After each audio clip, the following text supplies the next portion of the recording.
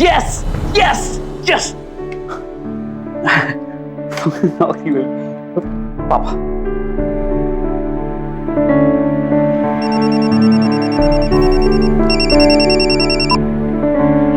Hello. हाँ बेटे। पापा मुझे यूएस वाली नौकरी मिल गई। क्या? ये तो बहुत खुशी की बात है। Thank you so much. पापा एक मिनट होल्ड कीजिए, मैं मम्मी को जरा कॉन्फ्रेंस पे लेता हूँ। हाँ हेलो मम्मी, मुझे यूएस वाली नौकरी मिल गई। सच प्रति? I am so happy. Thank you. अब आप दोनों ना फटाफट से तैयार हो जाओ। हाँ। मेरे साथ साथ आप दोनों को भी ले जाऊंगा वहां पे। तुम आ जाओ बेटा बस। हाँ मैं जल्दी से घर आ रहा हूँ, ठीक है? Okay bye.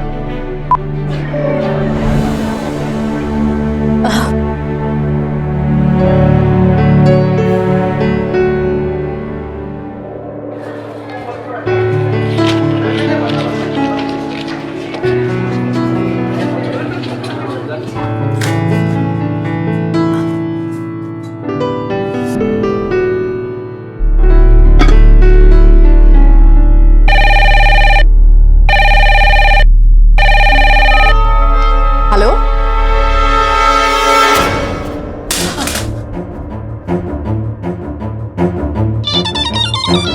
हेलो।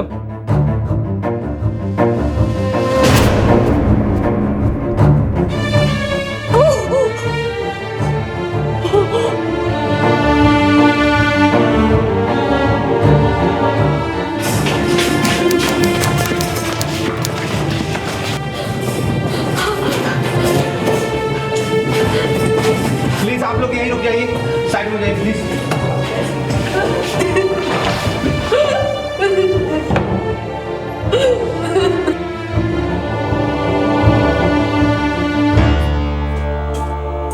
क्या हुआ डॉक्टर?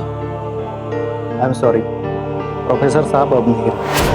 उन्हें दिल का दौरा पड़ा था। नहीं, ये नहीं हो सकता डॉक्टर साहब, ये नहीं हो सकता। इनको कोई हार्ट प्रॉब्लम थी नहीं। नहीं,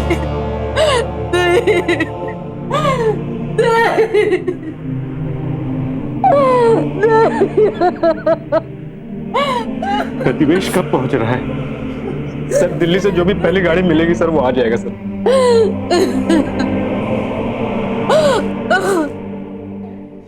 नमस्कार, सावधान इंडिया यूपी फाइट्स बैक में मैं पूजा गौर आप सबका स्वागत करती हूँ।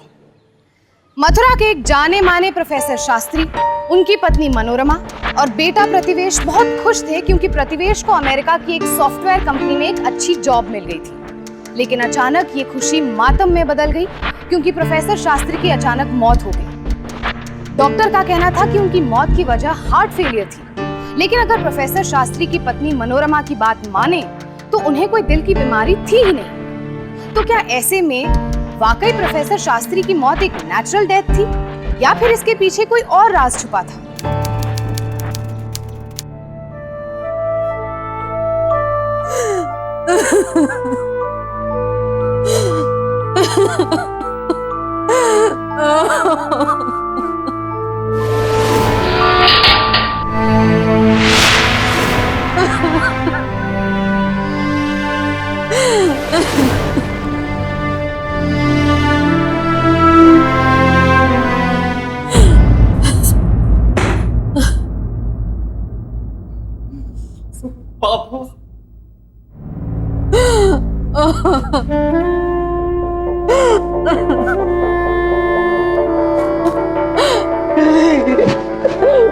पापा पापा छोड़ के चले।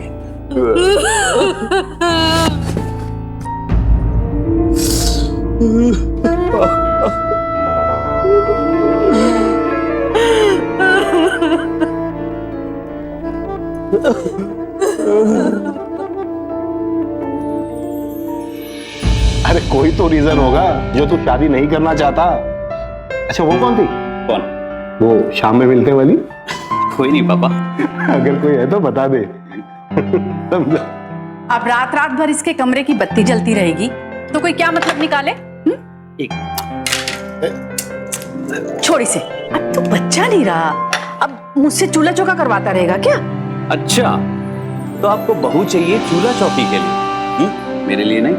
बदल रहा है, बात को बदल रहा है ये। एक अभी भी बता दे कौन है, हमें कोई एतराज नहीं है यार। अरे आप लोग कहाँ की बात को कहाँ ले जाते हैं, ऐसा कुछ भी नहीं है पापा, वो सिर्फ मेरी फ्रेंड है। और रात को मेरे कमरे की बत्ती माँ इसलिए जलती है क्योंकि मैं प्रोजेक्ट्स पे काम करता हूँ, समझी? प्रोजेक्ट्स पे काम करता है।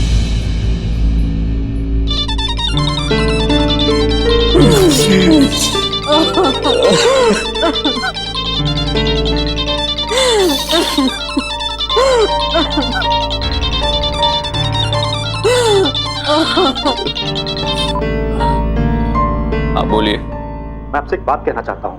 प्रोफेसर साहब की मौत नहीं हुई, उन्हें मारा गया है। आप कौन बोल रहे हैं? देखिए, मैं अपना नाम नहीं बता सकता। आपके पिता को सबकी आंखों के सामने, आप समझ रहे हैं ना, वो लोग बहुत पावरफुल हैं, सब डरते हैं उनसे। हेलो हेलो हेलो,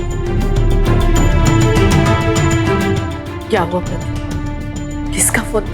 आप पता नहीं, लेकिन जिस किसी का भी फोन था वो कह रहा था कि पापा की मौत कार्डियक अरेस्ट से नहीं हुई है बल्कि उनको मारा गया है।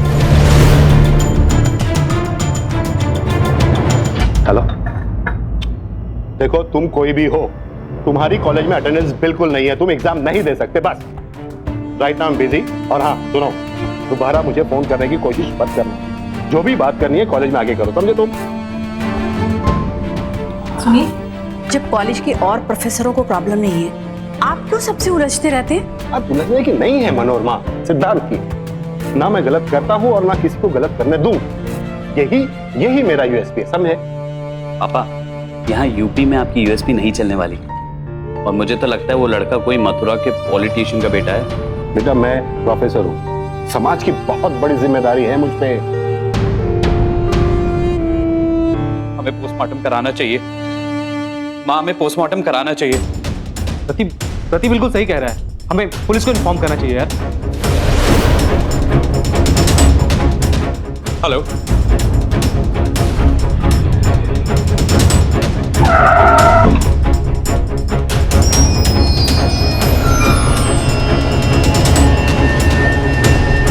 वो कॉलर झूठा था या सच्चा हमें नहीं पता, लेकिन हम पोस्टमार्टम करवाना चाहते हैं। जिस नंबर से तुम्हें कॉल आया था वो नंबर मुझे दो, और तुम्हारा ये डिसीजन बिल्कुल सही है। पोस्टमार्टम करवाने से तुम्हारे दिल को भी तसल्ली हो जाएगी। हवलदार, शास्त्री जी की बॉडी को पोस्टमार्टम के लिए भेज दो। तुम मेरे साथ चलो प्लीज, क्योंकि तुम्हें कंप्लेंट दर्ज करवानी चाहिए, क्योंकि एफआईआर दर्ज होने के बाद ही हम इनका पोस्टमार्टम करेंगे। चलो। प्रोफेसर शास्त्री की मौत के बाद प्रतिवेश को किसने कॉल किया था? कौन था वो शख्स जिसने प्रतिवेश को बताया कि उसके पिता की हत्या की गई थी? क्या वाकई में ऐसा कुछ हुआ था या प्रतिवेश के साथ कोई मजाक कर रहा था? प्रतिवेश अपने पिता को तो खो चुका था, पर इस फोन कॉल के बाद उसने हकीकत का पता लगाने का फैसला किया और बिना वक्त गवाए पुलिस को इत्तिला दी। पुलिस ने तुरंत बॉडी को पोस्टमार्टम के लिए भेजा और जो रिपोर्ट सामने आई वो बेहद चौंका देने वाली थी। उस रिपोर्ट ने प्रोफेसर शास्त्री की मौत पर कई सवाल खड़े कर दिए।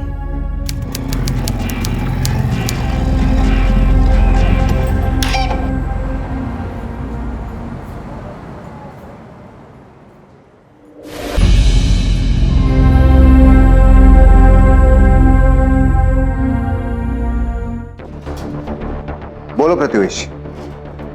डॉक्टर कौशिक ने तो बताया कि एक हार्ट अटैक है, लेकिन बाप ने कहा तो हमने इसका पोस्टमार्टम भी करवा लिया।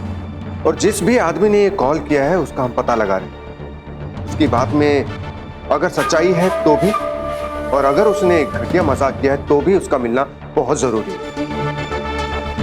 अच्छा प्रतिवेश, तुम बताओ कि तुम्हारी फादर की किसी के साथ कोई जाति दुश्मनी थी? नहीं तो, और सर फिर कोई झूठ क्यों बोलेगा? सर मुझे नहीं पता क्या हुआ है, लेकिन मैं चाहता हूं कि आप फिर से इस बारे में पता करें। पता नहीं क्यों सर, लेकिन कुछ ना कुछ तो गलत लग रहा है। देखिए, अगर कुछ भी गलत है तो मैं हूं ना, मैं पूरी तरह से अच्छी तरह से छानबीन करूंगा। वैसे तो मामला एक नेचुरल डेथ का ही लग रहा है, लेकिन फिर भी हमें पोस्टमार्टम रिपोर्ट का इंतजार करना चाहिए, फिर उसके बाद कोई एक्शन लेते हैं। एक मिनट सर। हाँ सुरजीत, क्या तुम वहीं पे रुको, मैं अभी आ रहा हूँ। क्या हुआ सर माँ हॉस्पिटल में। क्या हुआ उन्हें? पता नहीं सर।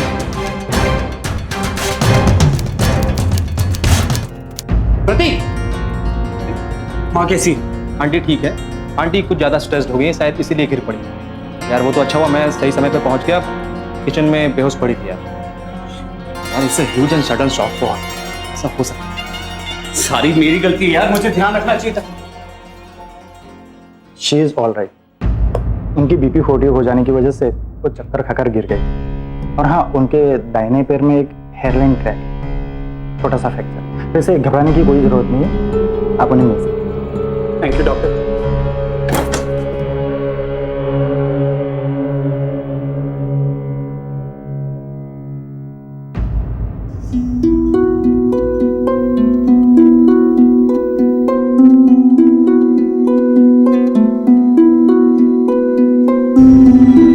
ये सब क्या है माँ? पहले पापा हमको छोड़ के चले गए, और अगर अब आपको कुछ हो गया तो मेरा क्या होगा?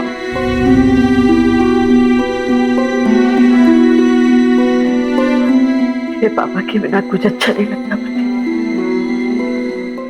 लेकिन अगर आपको कुछ हो जाता तो? सब कुछ तो हो गया।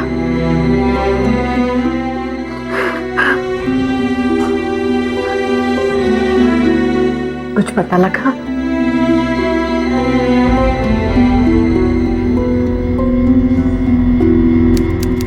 ये आप क्या कह रहे हैं सर? मेरे पापा के रिब्स की 6 हड्डियां टूटी हुई मिली हैं, लंग्स के अंदर इंटरनल ब्लीडिंग है, और आप कह रहे हैं कि एक्सीडेंटल डेथ का केस भी हो सकता है? देखो प्रतिवेश, मैं ये बात मानता हूँ कि उस रिपोर्ट के अंदर ये लिखा हुआ है कि ये केस हार्ट अटैक का नहीं है, लेकिन ये एक्सीडेंटल केस भी तो हो सकता है। ये भी तो हो सकता है ना कि वो सीढ़ियों से गिर गए हों और उनकी पसलियां टूट गई हों, और लोगों ने उन्हें सीढ़ियों के पास गिरा हुआ भी देखा था। हाँ, वो जो तुम्हें कॉल आया था वो मथुरा स्टेशन के किसी पब्लिक बूथ से आया था। हो सकता है तुम्हारे साथ किसी ने। सर वो कॉल सही भी तो हो सकती है। आप एक बार ये क्यों नहीं कह देते जो मेरे पापा के साथ में हुआ है वो गलत है, और शायद उसी की वजह से उनकी मौत हुई है। देखो प्रतिवेश, FIR दर्ज हो चुकी है ना, और मैं सबसे पहले कॉलेज से ही छानबीन शुरू करना चाहता हूँ। मुझे जैसे ही कुछ पता लगेगा मैं तुम्हें इन्फॉर्म कर दूंगा। ओके? प्रोफेसर शास्त्री की पोस्टमार्टम रिपोर्ट से इस बात का खुलासा हुआ कि उन्हें गहरी अंदरूनी चोटें आई थी। इस खुलासे ने जहां एक तरफ उनके बेटे को झकझोर कर रख दिया था, वहीं दूसरी तरफ इस बात की संभावनाएं बढ़ने लगी थी कि कहीं उस फोन कॉल की बात सच तो नहीं। मथुरा पुलिस के लिए ये केस अब उतना सीधा नहीं रह गया था जितना दिख रहा था, पर फिलहाल पुलिस किसी जल्दबाजी में नहीं थी। वो पहले इस केस के सारे आयामों को टटोल लेना चाहती थी। प्रतिवेश को पूरा यकीन था कि कहीं ना कहीं कुछ गलत जरूर हुआ है। चूंकि प्रोफेसर की मौत कॉलेज कैंपस में ही हुई थी, इसलिए सही जानकारी पाने के लिए प्रतिवेश ने कॉलेज जाने का फैसला किया।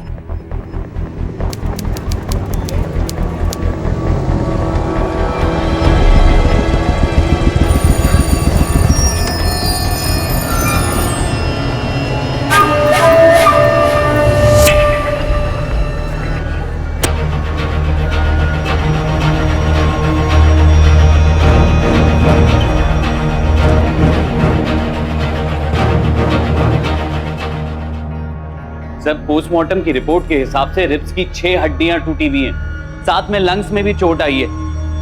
सर मैं सिर्फ ये जानना चाहता हूं कि आखिर हुआ क्या था।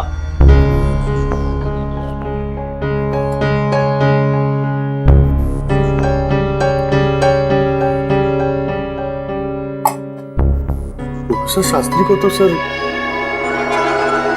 एक्चुअली मैं उस वक्त बाहर गया हुआ था, बस ऐसा सुनने में आया था कि हार्ट अटैक हुआ है। किसी ने कहा था शायद सीढ़ियों से गिर गए हैं। मगर सर वो। देखिए निशिकांत जी, आपकी क्लास का वक्त हो गया है, यू प्लीज गो। मैं बात कर रहा हूं ना। आप प्लीज जाइए। Okay sir. You please sit down, बैठिए आप, बैठिए। लेकिन आपने कुछ तो सुना होगा, कुछ तो देखा होगा। मैं आपको कह चुका हूं कि मैं तो यहाँ था ही नहीं, तो मैं देखूंगा क्या। कॉलेज में प्रोफेसर निशिकांत कुछ तो कहना चाह रहे थे, लेकिन प्रिंसिपल सर ने उन्हें कहने नहीं दिया। सुरजीत, कुछ तो ऐसा है जो हमें दिखाई नहीं दे रहा है। सही कह रहा है यार।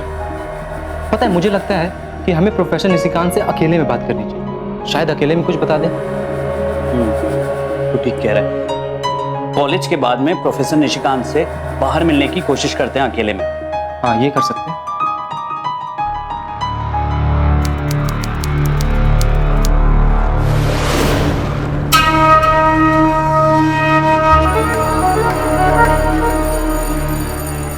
अरे बेटे तुम यहाँ? बस सर ऐसे ही घर जा रहा था। आइए आपको घर छोड़ देता हूँ। नहीं नहीं, अरे नहीं आइए ना सर। अरे आइए आइए आइए।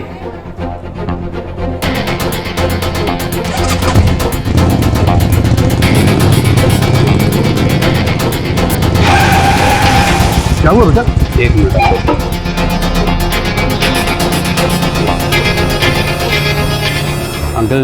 अंकल आप तो पापा के सबसे करीबी दोस्त थे। वो तो हूँ।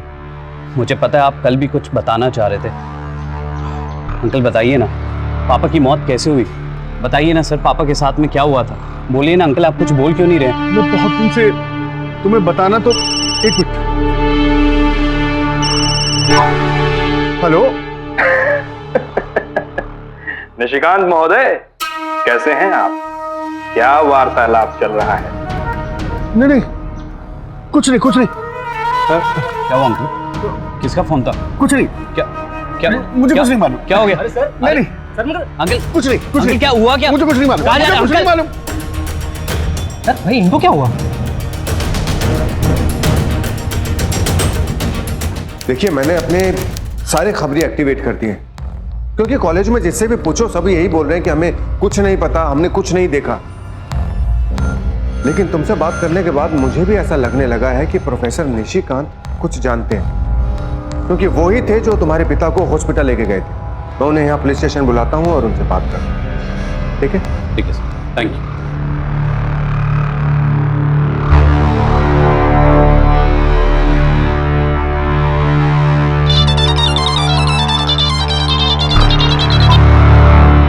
हेलो। आपको कोई उनका नाम नहीं बताया? वो लोग बहुत पावरफुल, सब डरते हैं उनसे। कौन पावरफुल लोग हैं? अरे नाम बोलो तुम उनका। Hello hello. क्या बात? किसका फोन था? आओ मेरे साथ। क्या हुआ? क्या? आओ। अरे कुछ बोलेगा मुझे, क्या हुआ? सर फिर से एक कॉल आया था। क्या? शायद उसी जने का था जिसने पहले भी कॉल किया था। कह रहा था कि कुछ पावरफुल लोगों का हाथ है मेरे पिता की हत्या के पीछे। सर नाम बताने से पहले ही फोन काट दिया। सर मुझे तो बिल्कुल समझ में नहीं आ रहा ये हो क्या रहा है। तुम मुझे वो नंबर बताओ, अभी पता करवाता हूँ कि किसने किया ये फोन। जी ये रहा सर।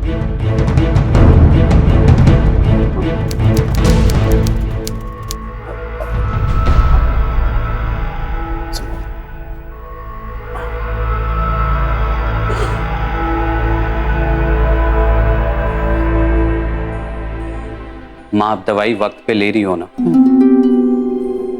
कुछ पता चला? नहीं कुछ नहीं। देख प्रति, माँ हूं मैं तेरी। मैं जानती हूं तो कुछ ना कुछ तो छुपा रहा है। बताना क्या बात है, बोलना। माँ वो कुछ नहीं। देख प्रति, मेरी बात सुन। तू अमेरिका चला जा। इतनी अच्छी नौकरी बार बार नहीं मिलती, और तेरे आगे तो तेरी पूरी लाइफ पड़ी हुई। वो जो भी लोग हैं बहुत बड़े लोग हैं, शायद बहुत पावरफुल भी है। कोई उनके सामने बोलने की हिम्मत ही नहीं करता। और अगर तुझे कुछ हो गया तो चला जा। नहीं माँ, मैंने फैसला कर लिया है। पापा की मौत के जिम्मेदार लोगों को जब तक पुलिस पकड़ के नहीं ले जाती, मैं कहीं नहीं जाने वाला। कहीं नहीं। एक मिनट।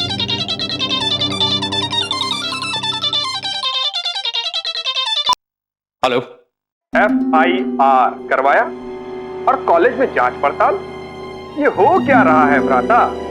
आपके पिताश्री तो प्रस्थान कर गए। आप अगर अपनी भावनाओं पर नियंत्रण नहीं रख पाए तो हमारे पास उनका भी स्थायी पता है। क्या आप वहां पहुंचना चाहते हैं? स्थायी पता तो हम देंगे आपको, वो भी पूरी जिंदगी के लिए जेल में। ऐसे तुमने अपना नाम नहीं बताया। नाम भी जान जाओगे भ्राता, संभल कर चलना। मथुरा की सड़क पर आजकल बहुत दुर्घटना हो रही। अरे तुम्हारे हेलो हेलो हेलो, कौन है? माँ, इस कॉल से एक बात तो साफ हो गई है कि पिताजी की मौत कार्डियक अरेस्ट से नहीं हुई, बल्कि उनको मारा गया है। कैसे और किसने, ये मैं पता लगा के रहूंगा।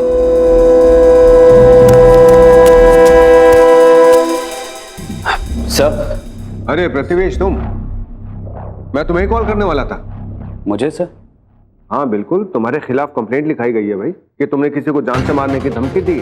क्या सर? मैं तो खुद यहाँ पे कंप्लेंट लिखवाने के लिए आया हूँ कि मुझे जान से मारने की धमकी दी गई है, और आप कह रहे हैं कि मैं किसी को धमकी दे रहा हूँ?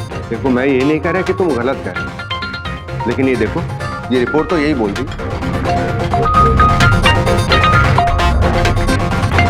तो कंप्लेंट किसने लिखवाई है?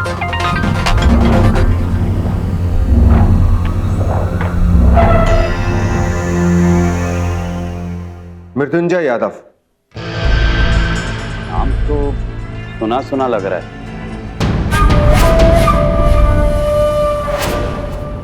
सर, ये वही लड़का है जिसको मैंने कॉलेज में देखा था। अच्छा, वो नंबर तो दो जिससे तुम्हें कॉल आया था। लेट मी सी। एक मिनट सर।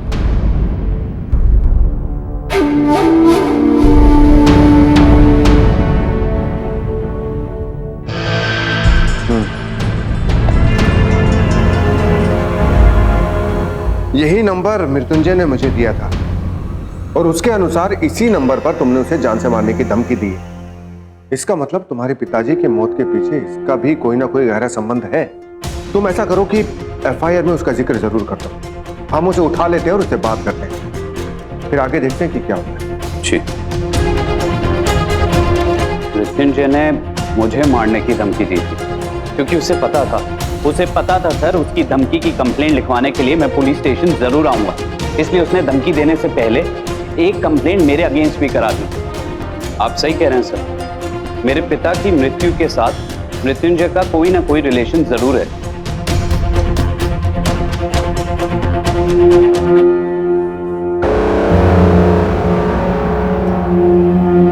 तुम्हारी बात सही है, लेकिन पहली कंप्लेंट उनकी तरफ से हुई है, और वो लोग बहुत पावरफुल लोग हैं। मृत्युंजय ठीक है, क्या खास आदमी है। शायद वो कॉल करने वाला आदमी भी तुम्हें यही बताना चाहता है। प्रोफेसर निशिकांत ने कुछ बताया? वो तो छुट्टी लेकर बाहर गए। हम उनके घर गए थे, लेकिन ताला लगा हुआ था उनके घर। निशिकांत जी से बात करना बहुत जरूरी है, और उस आदमी का मिलना भी बहुत जरूरी है जिसने तुम्हें 2 बार कॉल किया था। जी। सुराग चाहे कितना भी छोटा क्यों ना हो, लेकिन रोशनी को नहीं रोक सकता। प्रतिवेश को इस बात का पूरा यकीन था कि उसके पिता की मौत की वजह वो नहीं थी जो दिखाई दे रही थी। अब यह तय था कि उनकी हत्या हुई थी, पर किसने की थी इस बात का पता नहीं था। मृत्युंजय का इस हत्या से संबंध तो था, पर क्या उसी ने प्रोफेसर को मारा था? अगर हाँ, तो कैसे और क्या वजह थी? इधर प्रतिवेश की जिंदगी में जैसे तूफान आ गया था। पिता की मौत, माँ का बीमार होना, अमेरिका में इतनी अच्छी नौकरी मिलने के बाद भी खो देने का डर, लेकिन उसने हिम्मत ना हारने का फैसला कर लिया था। मृत्युंजय के खिलाफ एफआईआर दर्ज हो चुकी थी, जिसके बिना पर पुलिस ने उसे गिरफ्तार कर लिया। मृत्युंजय भैया जिंदाबाद, जिंदाबाद। मथुरा पुलिस मुर्दाबाद, मुर्दाबाद। मृत्युंजय भैया जिंदाबाद, जिंदाबाद। मथुरा पुलिस मुर्दाबाद, मुर्दाबाद। मथुरा पुलिस मुर्दाबाद। ए थानेदार साहब, ये कारागार हमारे लिए कोई नया स्थान नहीं है, और इसकी मोहब्बत हमें 2 घंटे से ज्यादा भाती भी नहीं है, समझे?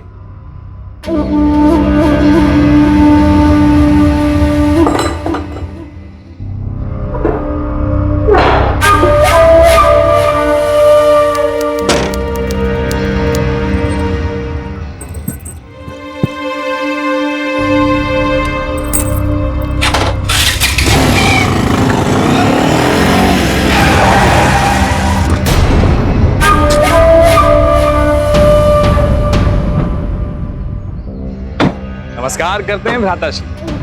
कहाँ प्रस्थान करेंगे? एक बात आपने सोचा है कि आप अगर अपने घर पे नहीं रहे तो आपकी माता यशोदा का ख्याल कौन रखेगा? हमारी मम्मी का नहीं, अपनी मम्मी का ख्याल कीजिए, क्योंकि जब आपको फांसी लगेगी तो कभी सोचा कि उनकी क्या हालत होगी? अच्छा, तो आप हमें फांसी पर चढ़ाना चाहते हैं। नाम नहीं सुना हमारा मृत्युंजय? मृत्यु पर विजय प्राप्त कर चुके हैं।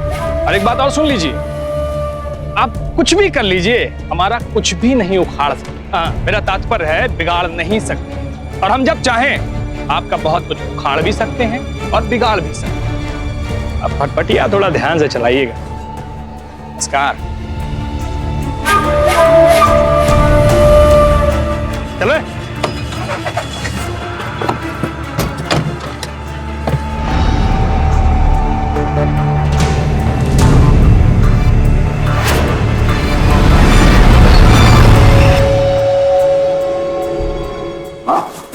संभाल, संभाल, बैठी।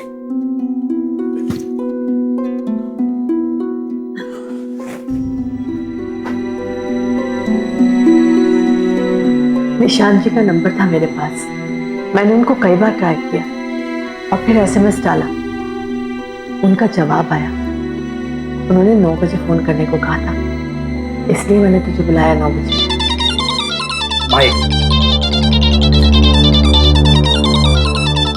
सर, निशिकांत जी का फोन है। हेलो सर, मैं प्रतिवेश, गुड मॉर्निंग। हाँ बेटा, गुड मॉर्निंग बेटा। क्या है कि अभी मैं आउट ऑफ स्टेशन हूँ बेटा। मैं सब जानता हूँ सच्चाई, मैं अभी बात नहीं कर सकता। पीछा किया जा रहा है। सर, कम से कम नाम तो बता दीजिए। मैं कोर्ट में सब कुछ बता। सर, आप कहाँ पे हैं और कब तक पहुंचेंगे? मैं पहुंच जाऊंगा, बिल्कुल चिंता नहीं करना। ओके। और सर, आपका पीछा कौन कर रहा है? हेलो हेलो हेलो, क्या हुआ?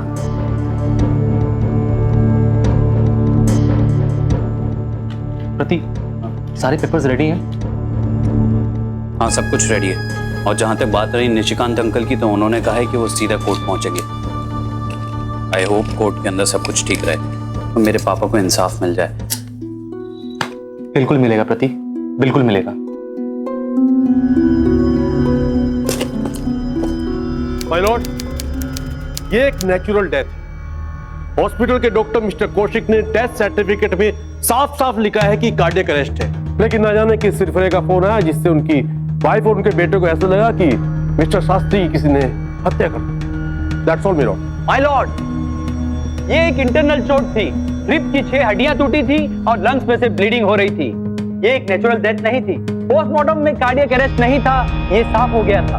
माय लॉर्ड, बेशक एक नेचुरल डेथ है, हालांकि पोस्टमार्टम की रिपोर्ट में यह लिखा हुआ है कि कार्डियक अरेस्ट नहीं था। पोस्टमार्टम की रिपोर्ट में यह भी लिखा हुआ है कि एक्सीडेंटली सीढ़ियों से गिरकर भी मौत हो सकती है, यानी कि पहले हार्ट अटैक, फिर सीढ़ियों से गिरना, उसके बाद चोट। माय लॉर्ड, वहां पर इतने सारे लोग थे, लेकिन उसके बाद भी इनके पास कोई सबूत, कोई गवाह नहीं है। माय लॉर्ड, ये मेरे क्लाइंट को अपोजिशन के द्वारा फंसाने का एक षड्यंत्र है। That's all my Lord.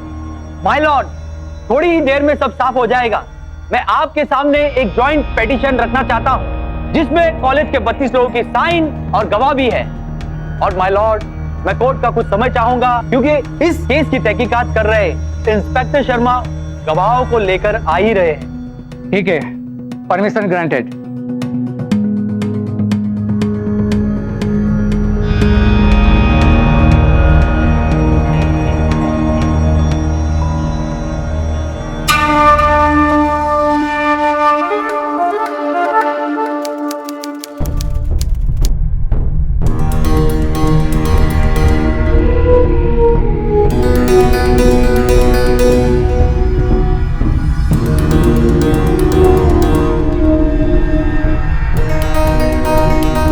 Mister Singh, my Lord, कहाँ है आपके गवाह? अदालत सारा दिन इंतजार नहीं कर सकती। माय लॉर्ड, वो बस आते ही होंगे। वो मैं पिछले कई घंटों से सुन रहा हूँ।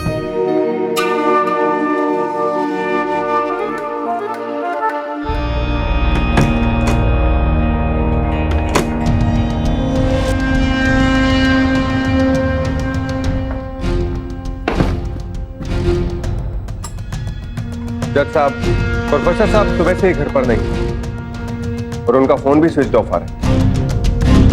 देखो माय लॉर्ड, जैसा मैंने कहा था ठीक वैसा ही हुआ। माय लॉर्ड, मुझे ये गहरी साजिश मालूम हो रही है। ये बहुत ही पावरफुल लोग हैं। मिस्टर शर्मा को इन्होंने ही डराया और धमकाया होगा। मेरी कोर्ट से गुजारिश है कि मुझे थोड़ी और मोहलत दी जाए। ठीक है, अदालत आपको और एक हफ्ते की मोहलत देती है, लेकिन इसके बाद भी अगर आप गवाह पेश नहीं कर पाए तो अदालत अपना अंतिम फैसला सुना देगी। द कोर्ट इज अर्जेंट और जो कुछ भी हुआ वो सोच समझ के बाहर था। इतना बड़ा धोखा। प्रोफेसर निशिकांत का फोन स्विच ऑफ है और प्रिंसिपल सर ने तो साफ मना कर दिया है, ना तो वो इस केस में इन्वॉल्व है और ना ही होंगे। अब तो इंस्पेक्टर शर्मा ने 4 टीम लगा के रखी है, मगर निशिकांत अंकल का कोई पता नहीं चला। कोर्ट में जो कुछ भी हुआ था उससे प्रतिवेश समझ गया था कि उसकी लड़ाई किसी आम आदमी से नहीं बल्कि एक ऐसे आदमी से थी जिसे कई ताकतवर लोगों का सपोर्ट था।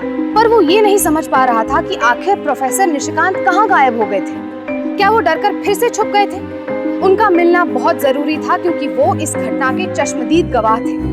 लेकिन एक गवाह की गवाही जितनी जरूरी होती है उसकी जिंदगी उतनी ही खतरे में भी होती है, और अब प्रोफेसर निशिकांत की जान को भी खतरा था। तुमसे बात करने के बाद मैंने प्रोफेसर साहब से बात की पुलिस प्रोटेक्शन के लिए, लेकिन उन्होंने मना कर दिया। लेकिन इसके बावजूद भी हमने 2 हवलदार उनके पीछे लगा दिए। सारी रात तक तो ठीक रहा, लेकिन सुबह जब हवलदारों ने उन्हें ढूंढने की कोशिश की तो वो कहीं नहीं मिले। सर, किसी भी हाल में अगली डेट से पहले हमें उन्हें ढूंढना ही होगा। मुझे तो उनकी बहुत चिंता हो रही है।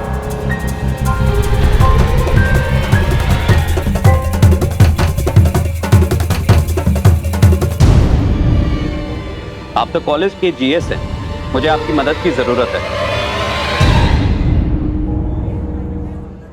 ये लोग बहुत पावरफुल हैं, हमें पब्लिक सपोर्ट की सख्त जरूरत है।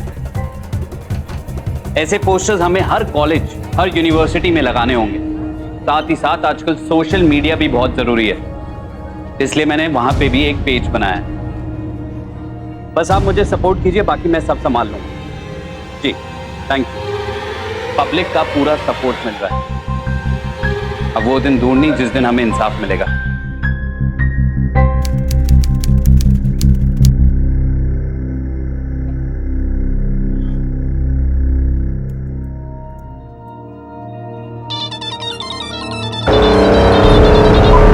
हेलो, क्या?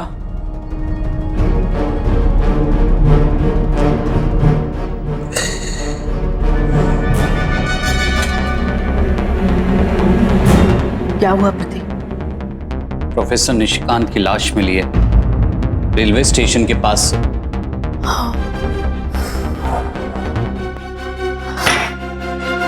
प्रतिवेश की लड़ाई में सबसे बड़े गवाह प्रोफेसर निशिकांत का कत्ल हो चुका था। तो क्या प्रोफेसर निशिकांत के कत्ल का इस केस से कोई लेना देना था? अचानक हुई उनकी हत्या तो इस बात की ओर ही इशारा कर रही थी। जाहिर है कि प्रोफेसर निशिकांत की हत्या की खबर प्रतिवेश की उम्मीद के लिए किसी बड़े झटके से कम नहीं थी। उसे लगा कि शायद ये लड़ाई अब और आगे नहीं बढ़ सकती। पर क्या सच में ऐसा ही हुआ? निशिकांत सर को पाके लगा था जैसे हमें इंसाफ मिल जाएगा। प्रति यार कुछ समझ नहीं आ रहा। कोर्ट की डेट भी कल है, मुझे लग रहा है यार ये मृत्युंजय छूट जाएगा। तुम ठीक कह रहे हो, प्रोफेसर निशिकांत तो अब रहे नहीं। उनके मर्डर के बाद में मुझे नहीं लगता कि शायद किसी में इतनी हिम्मत होगी कि उस पिटीशन पे आके दोबारा से साइन करे।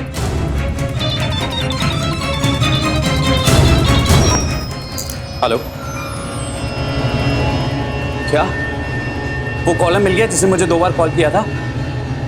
मैं अभी आ रहा हूं। हाँ, मैं अभी आ रहा हूं। योर ऑनर, निशिकांत जी के कत्ल का इस केस से लेना देना है। उनके पास सबूत था और वो गवाही भी देना चाहते थे, इसीलिए उन्हें रास्ते से हटा दिया गया। मिलोड, मेरे फाजिल दोस्त बार बार बिना किसी गवाह के, बिना किसी सबूत के नई नई कहानियां पेश कर रहे हैं। पिछली बार इन्होंने दावा किया था कि इनके पास कॉलेज की तरफ से जॉइंट पिटीशन है और आई विटनेस भी है, लेकिन कोई नहीं आया। अनफॉर्चुनेटली प्रोफेसर की मौत हो चुकी है। मिलोड, मेरे क्लाइंट पॉलिटिक्स से संबंध रखते हैं और मुझे लगता है कि प्रतिवेश अपोजिशन के साथ मिलकर कोई गहरी चाल चला है। कोर्ट का मजाक बनाकर रखा हुआ है इन्होंने। योर ऑनर, हमारे पास गवाह है और मैं कोर्ट में मनोज भार्गव को पेश करने की इजाजत चाहता हूं। इजाजत है। मनोज भार्गव हाजिर हो।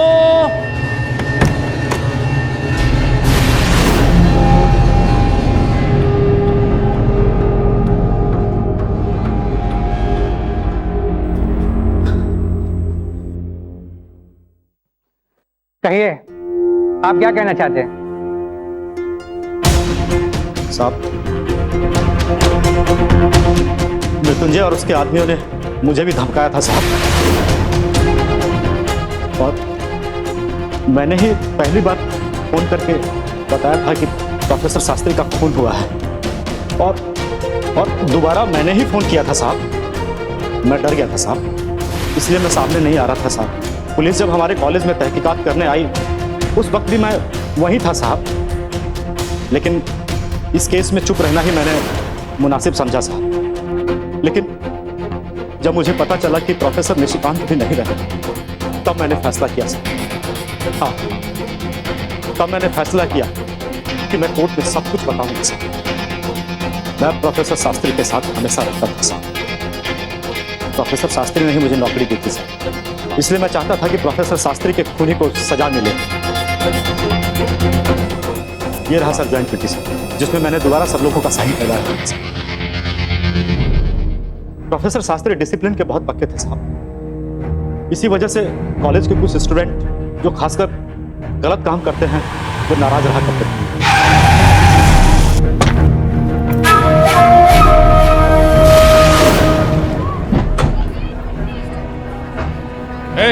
इधर आप, हमारे खिलाफ चुनाव लड़ेगा रे। मृत्युंजय नाम है हमारा और मृत्यु पर विजय प्राप्त कर चुके हैं। किस पर?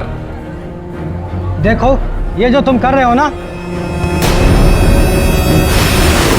किस पर? किस पर? मृत्यु पर।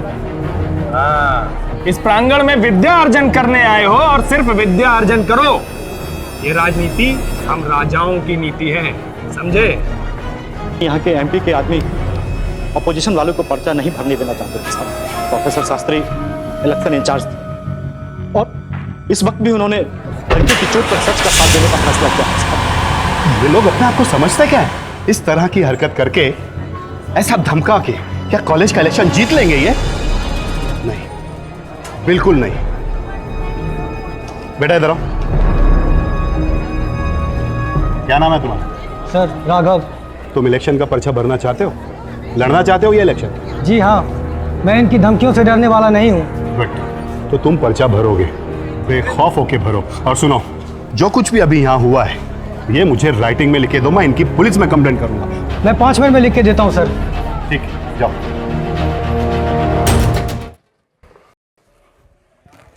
मैं मृत्युंजय का नॉमिनेशन फॉर्म रद्द करने वाला हूँ। 1% भी अटेंडेंस नहीं है उसकी इस कॉलेज में। देखिए शास्त्री जी, मेरे ख्याल से जैसा चल रहा है उसे चलने दीजिए। वो क्या है कि मैंने सुना है कि वो पार्टी के भैया जी का खास आदमी है। प्लीज, अगर ये बात भैया जी तक पहुंची तो पता नहीं क्या रिएक्शन होगा। अरे बड़ा संकी आदमी है भैया जी। मेरे ख्याल से शास्त्री जी रहने दो। जो गलत है सो गलत है। मैंने अच्छी तरह से चेक किया है, कायदे से वो इलेक्शन नहीं लड़ सकता, और अगर इसके वास्ते इलेक्शन पोस्टपोन करना पड़े तो कर दिया जाएगा। उस दिन कॉलेज परिसर में मृत्युंजय और उसके गैंग के कई सारे लड़कों ने प्रोफेसर शास्त्री को सरेआम। ये क्या बदतमीजी? बदतमीजी कहाँ कर रहे हैं? हम तो खातिरदारी करने आए। भाई लोग, खातिरदारी करो, ऐसा करो कि मुंह पे चोट ना लगे और शरीर में भयंकर मारो। मतलब हम समझे नहीं, तुम्हारा क्या चाहते हो तुम? समझाएं? हमारी राजनीति में अड़ंगा लगाते हो साला, और कहते हो कि हम समझे नहीं। इससे पहले कि कुछ कोई सोच पाता, कोई कुछ कह पाता, प्रोफेसर शास्त्री सीढ़ियों के पास लुढ़क गया। प्रोफेसर शास्त्री को मृत्युंजय और उसके आदमियों ने बड़ी बेरहमी से मारा सर। हम लोगों ने फटाफट उन्हें हॉस्पिटल में लेके गए सर।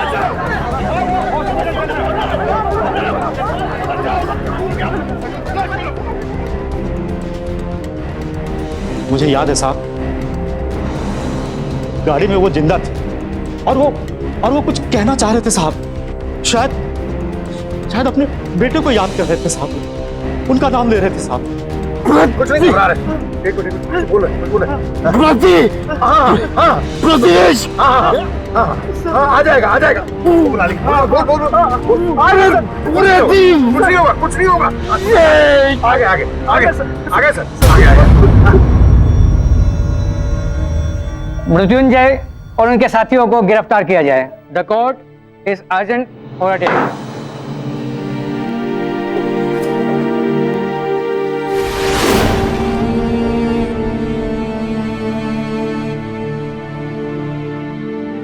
उस प्रोफेसर को क्यों मारा तूने? हाँ, और निशिकांत को भी तूने मारा था। बताता हूँ, मैं सब बताता हूँ। हमने अपनी राजनीति में स्थान बनाने के लिए क्या कुछ नहीं किया, लेकिन प्राध्यापक महोदय ने हमारे सारे सपने को चकनाचूर कर दिया। हम क्या करते? हम चुनाव नहीं लड़ सकते थे और हमारा सारा राजनीति जीवन उस चुनाव पर निर्भर करता था। निशिकांत साहब भी उछलने लगे, उनको भी शांत कर दो। अब तुम्हारा पूरा जीवन इस जेल पर निर्भर करता है बेटा। प्रतिवेश के अथक परिश्रम ने उसे अपनी लड़ाई में जीत दिलवा ही दी। प्रतिवेश को आखिरकार न्याय मिल ही गया। मृत्युंजय और उसके साथियों को प्रोफेसर निशिकांत, मनोज और प्रतिवेश को धमकाने के लिए आईपीसी की धारा 506, प्रोफेसर निशिकांत को अगवा करने के लिए धारा 362 और प्रोफेसर शास्त्री और प्रोफेसर निशिकांत की हत्या करने के जुर्म में धारा 302 के तहत उम्र कैद की सजा दी गई। कॉलेज इलेक्शंस को राजनीति की पहली सीढ़ी कहा जाता है, लेकिन इसमें हुई हिंसक घटनाओं को देखते हुए कई राज्यों ने इसे बंद कर दिया। उत्तर प्रदेश में भी 2005 में कॉलेज इलेक्शंस बंद कर दिए गए थे, जो 2012 में दोबारा शुरू किए गए। राजनीति में नौजवानों के आने से देश को एक नई ताकत मिलती है, लेकिन पढ़ाई छोड़कर पावर हासिल करने के लिए इसे अपनाने वाले नौजवान इसे अपराध के रंग में रंग देते हैं। प्रोफेसर शास्त्री ने स्टूडेंट्स को सही रास्ता दिखाने की कोशिश की थी, लेकिन बदले में उनकी जान लेकर स्टूडेंट्स ने टीचर स्टूडेंट के महान रिश्ते को शर्मसार कर दिया। तो सावधान रहिए ताकत की भूख में रिश्तों का खून करने वाले मृत्युंजय जैसे अपराधियों से। फिर होगी आपसे मुलाकात जुर्म से जंग की सच्ची घटना के साथ। तब तक सावधान इंडिया, यूपी फाइट्स बैक। जुर्म से जंग जारी है, अब यूपी की बारी है।